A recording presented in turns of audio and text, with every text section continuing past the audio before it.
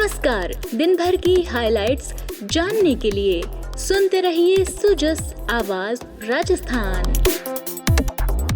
Sujas podcast में मेधा से आप सुन रहे हैं प्रदेश की खास खबरें। नजर सबसे पहले आज की सुर्खियों पर।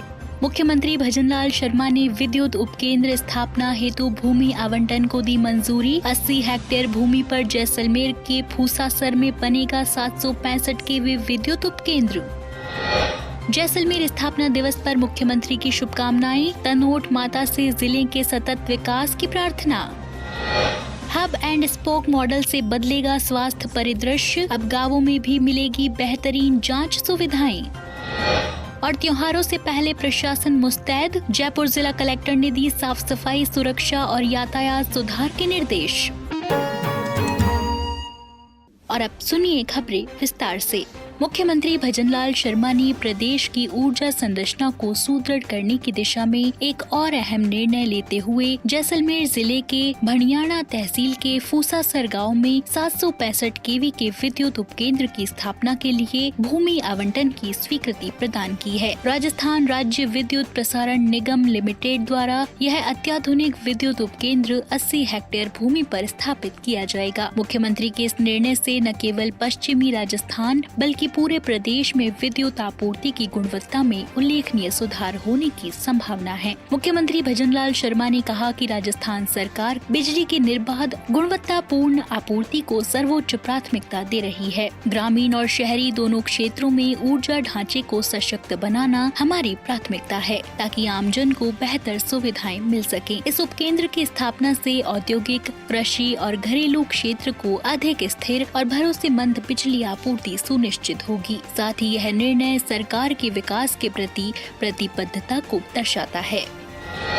मुख्यमंत्री भजनलाल शर्मा ने राजस्थान की गौरवशाली स्वर्ण नगरी जैसलमेर के स्थापना दिवस पर प्रदेशवासियों और जैसलमेर के नागरिकों को हार्दिक शुभकामनाएं दी हैं। मुख्यमंत्री ने सोशल मीडिया प्लेटफॉर्म एक्स पर अपने संदेश में लिखा, स्वर्ण नगरी जैसलमेर के स्थापना दिवस की आप सभी को हार्दिक शुभकामनाएं। तनोट माता की असीम कृपा से यह जिला सदैव विकास के नए कीर्तिमान स्थापित करता रहे। समस्त नागरिकों के जीवन में सुख, शांति और समृद्धि का मार्ग प्रशस्त हो। मुख्यमंत्री के संदेश में जैसलमेर की ऐतिहासिक, धार्मिक और सामरिक महत्ता का भावपूर्ण स्मरण किया गया है। उन्होंने यह भी आशा जताई कि तनोट माता की कृपा से यह जिला निरंतर प्रगति और समृद्धि की राह पर अग्रसर रहेगा। जैसलमेर, जिसे गोल्डन सिटी के नाम से जाना जाता है, अपनी राजस्थानी विरासत, स्थापत्य कला, मरुस्थली संस्कृति और सीमा सुरक्षा में योगदान के लिए देश दुनिया में प्रसिद्ध है। ये जिला पर्यटन, रक्षा, ऊर्जा और संस्कृति जैसे कई क्षेत्रों में राज्य के विकास में महत्वपूर्ण भूमिका निभा रहा है। मुख्यमंत्री के शुभकामनाओं भरे संदेश ने नागरिकों और जैसलमेर वासियों में गौरव और आत्मीयता का भाव भर दिया है।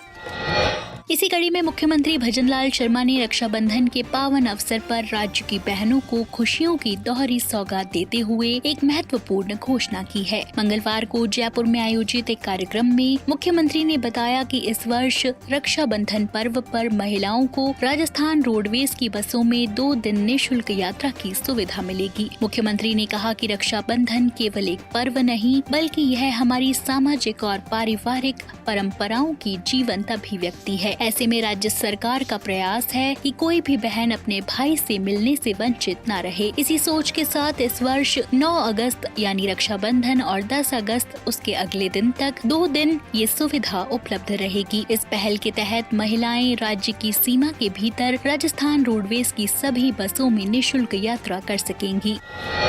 राजस्थान में चिकित्सा संस्थानों में निःशुल्क जांच सेवाओं को और अधिक सुलभ और गुणवत्ता युक्त बनाने की दिशा में एक बड़ा कदम उठाया गया है। हब एवं स्पोक मॉडल के तहत अब राज्य भर में मदर लैब, हब लैब और स्पोक यूनिट्स के माध्यम से उच्च स्तरीय जांच सुविधाएं मरीजों को उपलब्ध कराई जाएंगी। इस उद्देश्य से मंगलवार को स्वास्थ्य भवन में एक त्रिपक्षीय MOU पर हस्ताक्षर किए गए। इस समझौते में राज्य सरकार, टेली कम्युनिकेशन इंडिया लिमिटेड और कृष्ण कृष्णा डायग्नोस्टिक लिमिटेड के प्रतिनिधियों ने भाग लिया। इस अवसर पर चिकित्सा एवं स्वास्थ्य मंत्री गजेंद्र सिंह खीवसर, प्रमुख शासन सचिव गायत्री राठौड़ भी मौजूद रहीं। प्रदेश में 42 मदर लैब, 135 हब लैब और 1335 स्पॉक्स चिन्हित किए गए हैं। मदर लैब में 145 प्रकार की जांचें इन हाउस में होंगी, जबकि हब और स्पोक्स में कुछ जांचें स्थानीय रूप से होंगी और अन्य नमूनों को मदर लैब में भेजा जाएगा। जिला चिकित्सालयों, उप जिला चिकित्सालयों, सामुदायिक और प्राथमिक स्वास्थ्य केंद्रों और डिस्पेंसरियों में 66 से 145 प्रकार की जांचें आउटसोर्स मोड में उपलब्ध कराई जाएंगी, जिससे गांव कस्बों में भी आधुनिक जांच सुविधाएं सुलभ हो सकेंगी। इस योजना के अंतर्गत सभी प्रयोगशालाओं में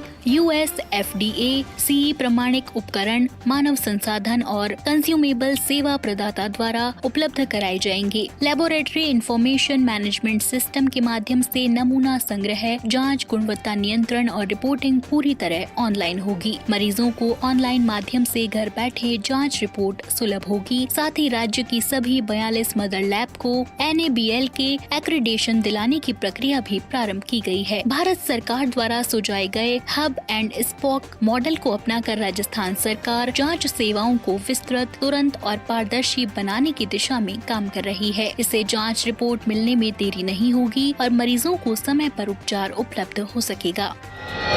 इसी कड़ी में Rajasthan centre for advance technology आरकेट में आज एक विशेष इंटर कॉलेज कंपटीशन कार्यक्रम का आयोजन किया गया। कार्यक्रम का आयोजन सूचना केंद्र में किया गया, जिसमें विभिन्न कॉलेजों के विद्यार्थियों ने उत्साहपूर्वक भाग लिया। इस प्रतियोगिता का उद्देश्य तकनीकी शिक्षा के क्षेत्र में नवाचार और प्रतिस्पर्धा भावना को बढ़ावा देना था। शासन सचिव अर्चना सिंह ने अपने संबोधन में विद्यार्थियों की प्रतिभा की सराहना करते हुए कहा कि राजस्थान सरकार युवाओं को नई तकनीकों से जोड़ने के लिए प्रतिबद्ध है। आरकेट जैसे संस्थान राज्य के तकनीकी परिदृश्य को सशक्त बना रहे हैं। उन्होंने आगे कहा कि ऐसे आयोजनों से विद्यार्थियों को न केवल अपनी तकनीकी समझ बढ़ाने का अवसर मिलता है, बल्कि उन्हें एक प्रतिस्पर्धात्मक माहौल में अपने कौशल को प्रदर्शित करने का मंच भी मिलता है। कार्यक्रम में राज्य के विभिन्न जिलों से आए तकनीकी कॉलेज के छात्रों और फैकल्टी मेंबर्स ने भाग लिया। आज आरकेट में हम पूरे राजस्थान से कॉलेज के स्टूडेंट्स के क्विज कंपटीशन के लिए यहाँ पर आए हुए हैं। ये पूरा पर्पस इसका ये है कि जो बच्चे हैं उनमें बहुत इंक्विजिटिवनेस होती है, उनमें इनोवेशन के आइडियाज़ होते हैं, तो उनको हम ग्रूम करना चाहते हैं। और this is the first step wherein हम इनको बुलाकर एक कंपटीशन करें जिसमें कैश प्राइजेज हैं and they will also be introduce to the various type of technologies available. जो फैसिलिटीज़ आरकेट में है या इसके बाद जो हमारे पास iStart में जो फैसिलिटीज़ हैं फॉर यंग एंटरप्रेन्योर्स, उनका इंट्रोडक्शन हम इन बच्चों को कराना चाहते हैं। इसके लिए हमने ये एक सेशन रखा है यहाँ पर जो अगले कुछ दिनों तक चलेगा और इसमें विकास घोषित है। आप सुन रहे हैं सुजस आवाज राजस्थान।